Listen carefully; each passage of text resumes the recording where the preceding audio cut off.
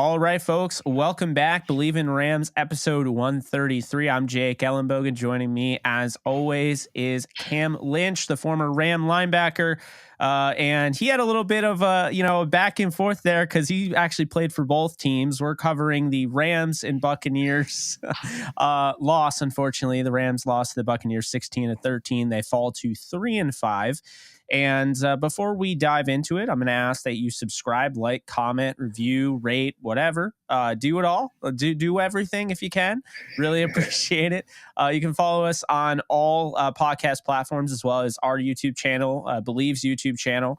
And then I'm sure at some point Cam will have a YouTube channel that you'll have to go and subscribe to. So all sorts of channels everywhere.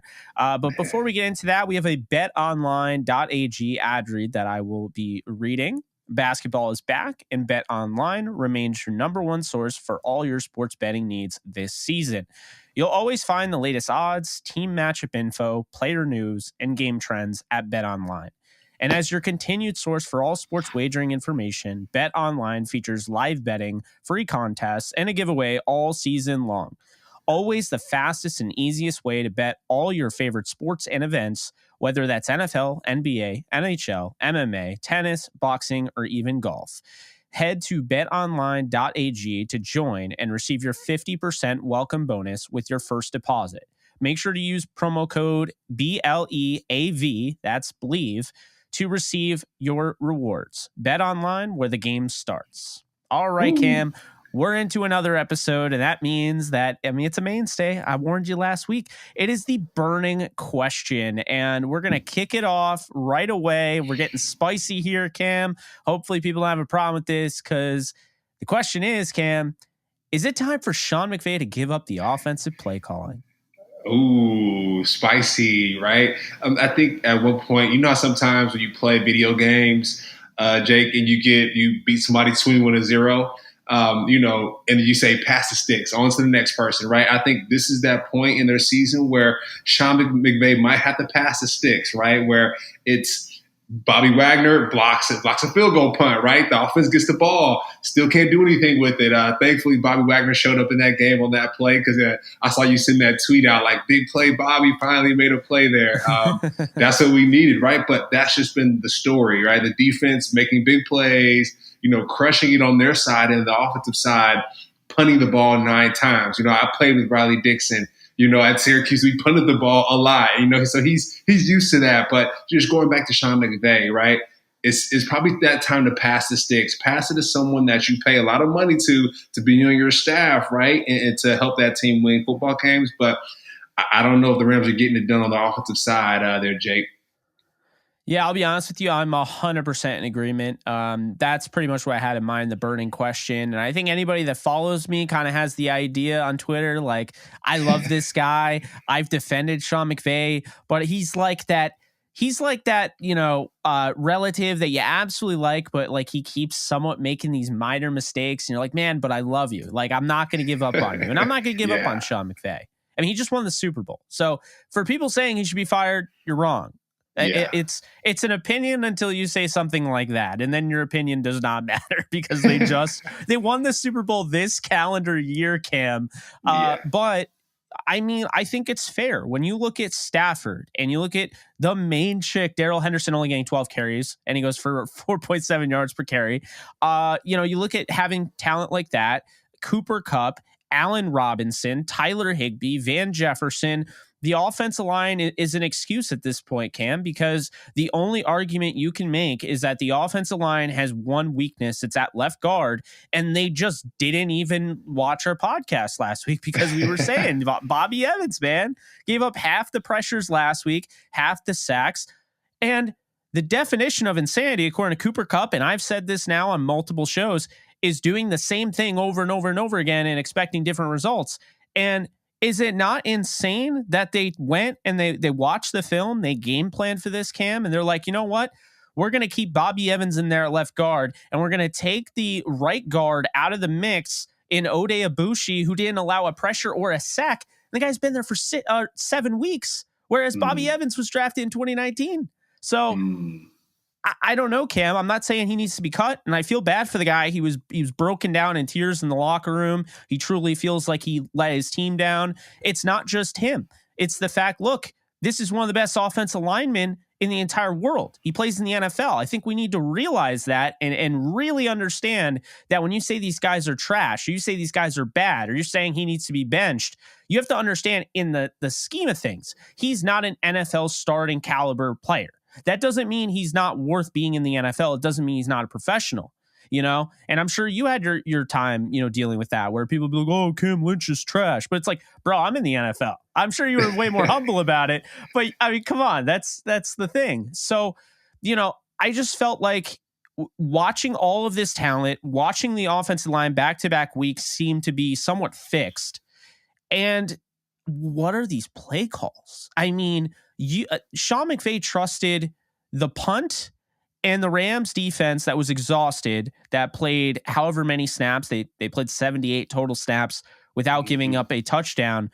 He trusted that exhausted defense to get another stop on Tom Brady more than he trusted his offense with Stafford, with Kupp, with Henderson, with Robinson. The list goes on, to get 10 yards, 5 yards even, because they had a 3rd and 5, and the timeouts were gone, Cam.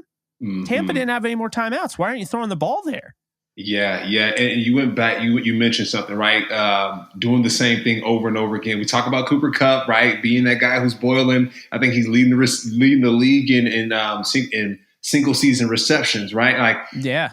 That's great. It's great for Cooper Kupp, but it's not great for the offense. It's not a balanced offense when Cooper Kupp is probably going to break the single season receiving yard record. The amount of receptions he's getting is fabulous, but he's relying on him a little bit too much. And I think you saw it too. A lot of jet sweeps that went on during this game, and the Buccaneers are sniffing that out. You see Devontae White slamming Cooper Kupp on the ground multiple times because he knew that it was coming. So, like you said, you saw a lot of the same things. I think there were a couple of deep balls, right? Maybe 2 or 3 to our guy, but not enough. Not enough there. And yeah, it just didn't feel dynamic. The offense didn't. And you talked about it just as a defensive player, before we got on here.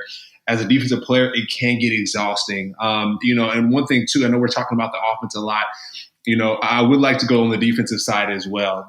On the defensive side, when it came to the end of the halves, you know what I mean? The end of the first half, the end of the second half, the game could be won and lost in the last 4 to 5 minutes of every half. Like you think about, you watch a hockey game, you watch a basketball game, those last 4 to 5 minutes are extremely important. And for the defense, they were exhausted, right? And so they were in a lot of prevent defense, and Tom Brady was just picking them apart. But they were on the field for a long time because the offense couldn't get the job done. So, yeah, man, it was tough to watch. And, like you said, I played for both teams. So it was hard to, choose, hey, I'm rooting for you. But this is the Bleav in Rams podcast. And, our Rams need to get it done this past weekend.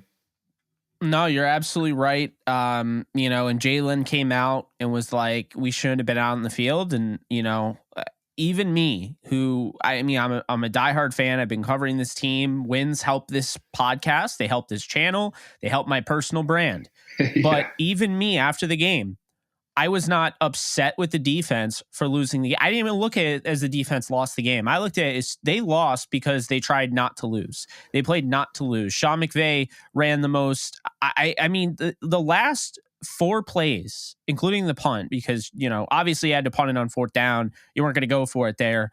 But that last drive is just not acceptable. It's just not. There's no way that can be okay when you're paying Allen Robinson $15 million or paying Kupp over, close to $20 million, I would imagine, around that. You have Darrell Henderson, who in that game at one point, Cam, he had 7 yards per carry, and they just shut it down. It never should have even gotten to that point because, Cam, I know, some people disagree with me on this, but I'll say it. The Rams should have won this by 3 possessions. They should have absolutely dominated this game. And it goes back to play calling. And that's why it goes back to a burning question. Yes, Sean McVay should give up the play calling. Now, if Liam Cohen has a lot to do with why this offense is struggling the way it is, then maybe it's not Liam Cohen. But Sean McVay needs to find a new play caller. And whether that's next year, fixing that's great. Maybe it's Cliff Kingsbury next year if he inevitably gets fired from the Cardinals. Maybe it's Frank Reich, who just got fired from the Colts. Maybe it's a guy on staff right now who everyone forgot is on staff, and Jay Gruden, who was a former head coach and an offensive coordinator. But either way, there has to be a new play caller, and I think it needs to happen this week, and I think it should be Thomas Brown. If you really don't believe in Liam Cohen, then it should be Thomas Brown. This guy's earned his way. This is, somebody that worked with the running backs, then moved to tight end. The reason he moved to the tight ends coach spot is so Sean McVay could give him more, avenues to really learn the offense, because he was really predominantly a running back and wide receivers coach going back to college. But it's time. If Sean McVay talked after the game, there's going to be changes, right? So, at the end of the day, if it's time and there's got to be changes, I hate to break it to you, Sean, but you got to be one of the changes. You're not going to get fired.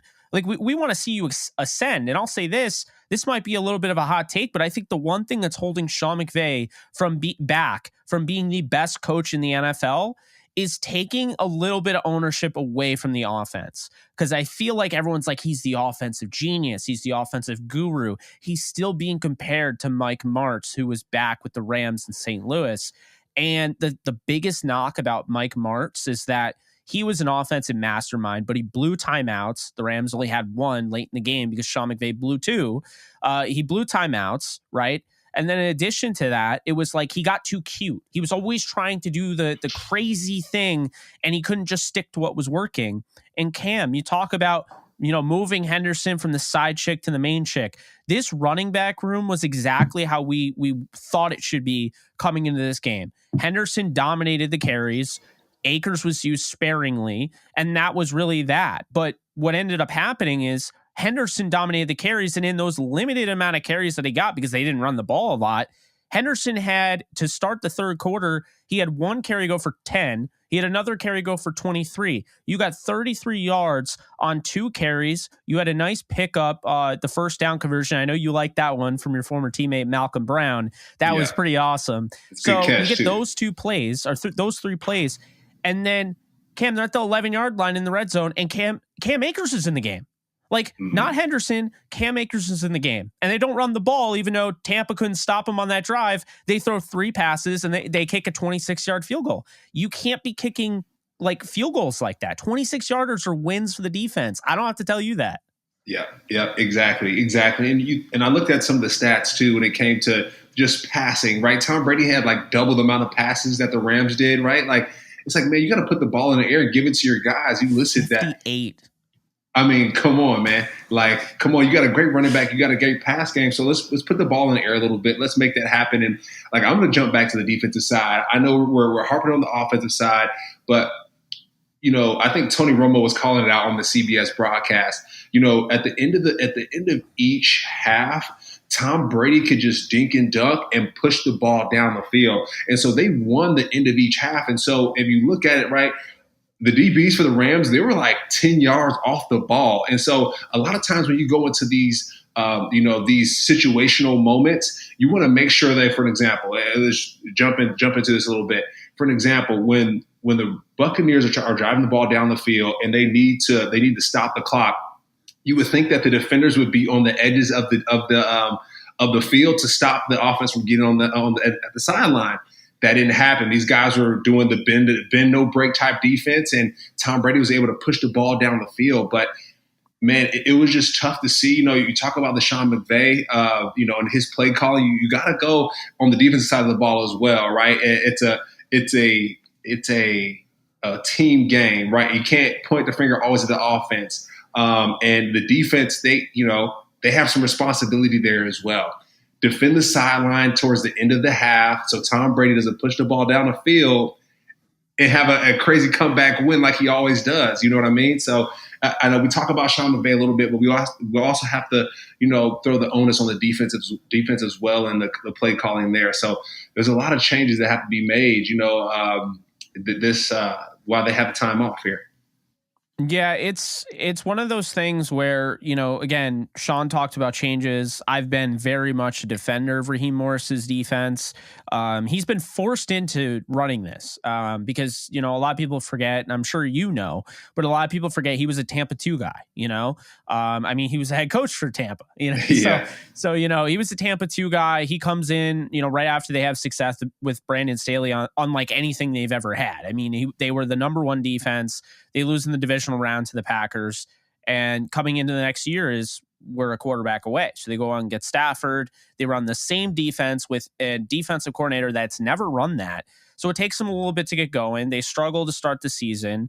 And then they're a well-oiled machine at the end of the year. A big reason was because, they went out and got Von Miller and, just everything was clicking. But what I've seen this year from him to run this defense without a Von Miller, without much of a pass rush, and run it as well as they have. The Bills game, that's a one possession game at the start of the fourth quarter.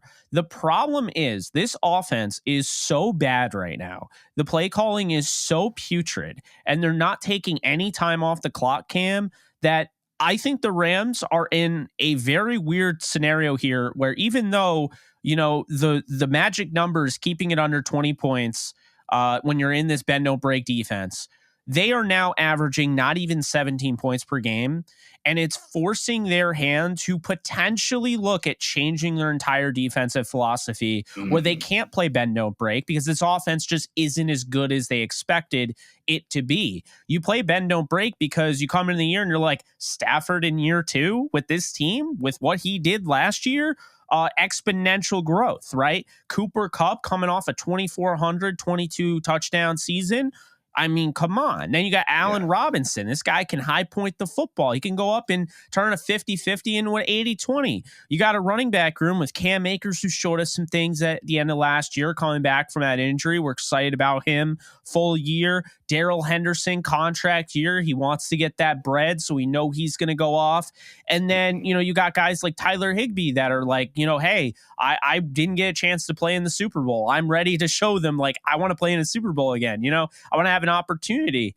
Van Jefferson, hey, look, I was hurt all of the second half of last year. I played through it. I know I didn't have my best Super Bowl. I made no excuses, and now I'm back. I want to prove that. And so you're thinking all these guys, Skoranek the way he played at the beginning of the year, Brandon Powell having some ownership in the offense now, and you're like, you know what? This offense has a chance to really take the next step. They're going to be top 5 in the league coming into the season, but that's not what happened. They're bottom 5 in the league. And now the defense, which is based on how they expected the offense to be, playing complementary to that, now it's gut check time. Does Raheem Morris and Sean McVay have to get together and be like, hey, this bend no break works, but it doesn't work if we're not scoring. So either the Rams have to figure out a way where maybe they do some tweaks in their defense. Whether it's fair or not, it doesn't matter. At the end of the day, a win or a loss is on both units. So it doesn't matter what's fair. It's how you're going to win, right? So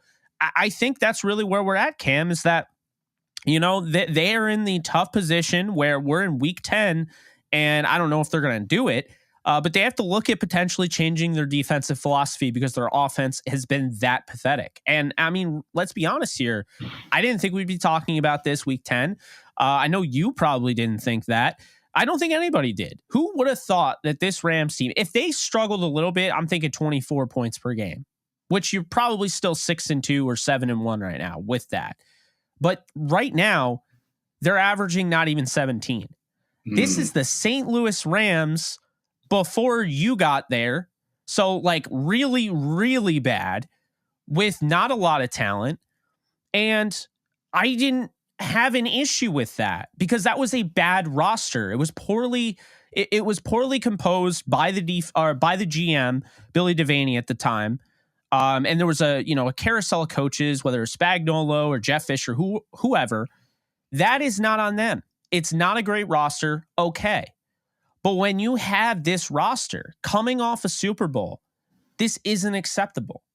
Don't you know what I mean? Like that's where I'm at this point. Yeah. No, even like you said, looking at the rosters, like there's these guys that are Pro Bowlers, possible Hall of Famers, on the Rams team. So it's like, what's going on here? And one thing too, that one of the takeaways that I got from this game is we always talk about the line of scrimmage. And when you look at the game, the Buccaneers defensive line took advantage of the Rams offensive line. I mean, it was just evident, when it comes to, Hakeem, we call him Nacho, Hakeem Nunez Roches.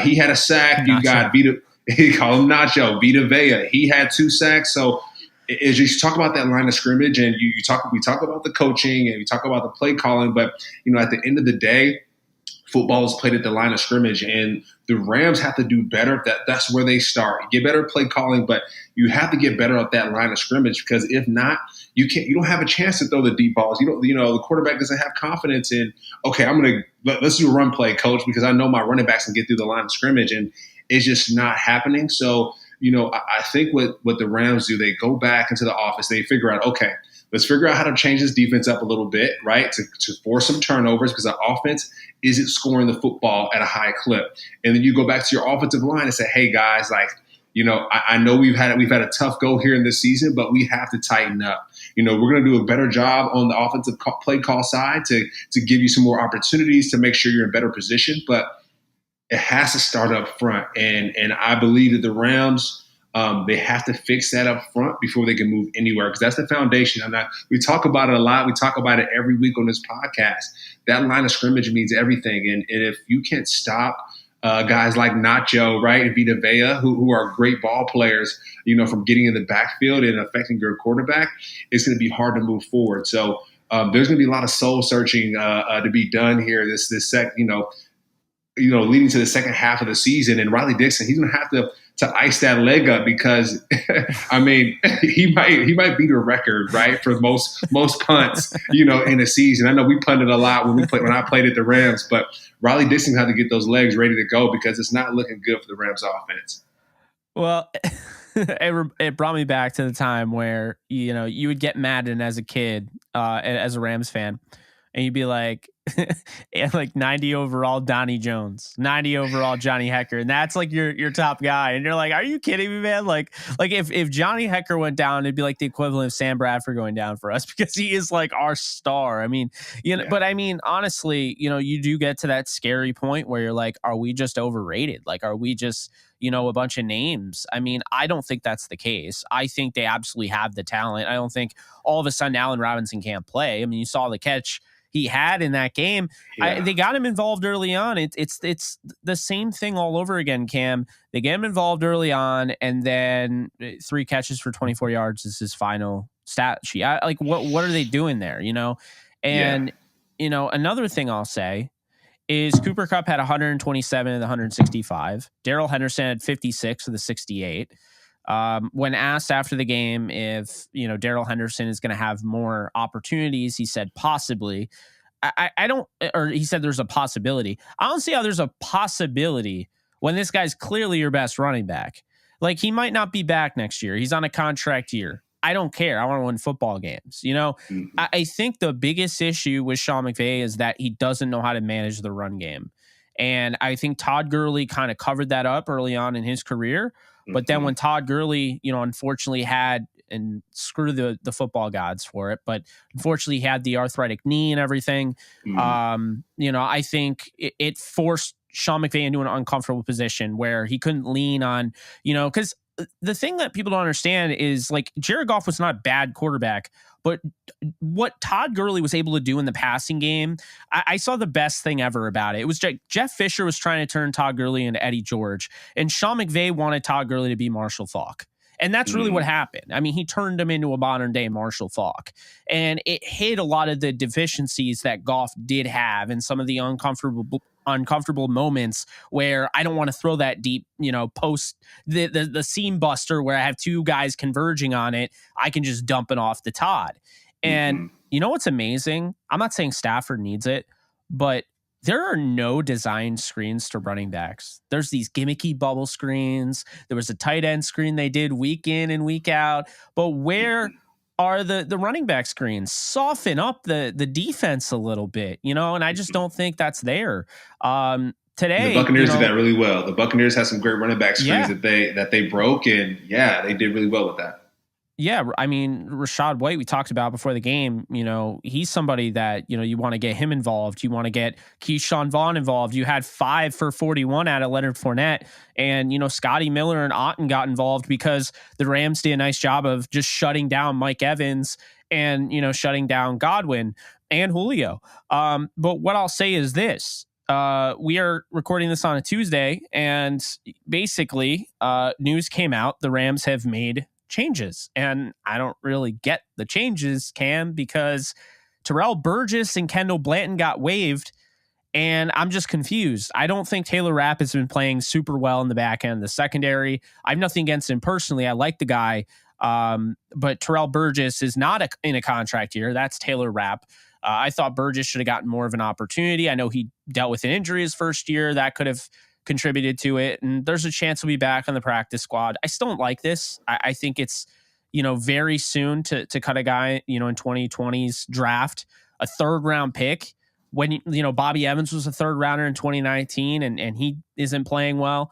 And then Kendall Blanton I don't get, because Tyler Higbee has pulled up in the last 3 games. He started to slow down. He's been banged up. He's left games and come back in. He's showing you signs of some wear and tear. And it's Higbee and Bryson Hopkins now. Like, why would you cut? I didn't know why Kendall Blanton was inactive for the game, but why would you cut another tight end when you have limited depth? I don't get that. And I understand this is likely to make room for Coleman Shelton and Kyron Williams, but I think there could have been other moves. I'm just really confused about the direction this team is going in. And I think we're on Arizona. It's a must win in every meaning of the word must. But, I just think at this point, if they don't win this game, I don't know if we're talking about a playoff team here. I really don't. I mean, it's really, they actually went to the Super Bowl starting in season 3 and 5 in 79 against the Steelers. But they're not going to the playoffs, much less the Super Bowl, if they lose this game to Arizona. And for me to really feel bought back and really, because we're going to cover this no matter what, but for me to feel like buying into them, this year, that they could actually do the impossible and turn this thing around and run it back and win it all, they need to first be able to recruit OBJ. How do you do that? You take care of business. You beat Arizona impressively. You need a statement win.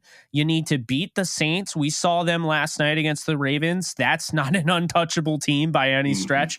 The Rams should be able to beat the Saints.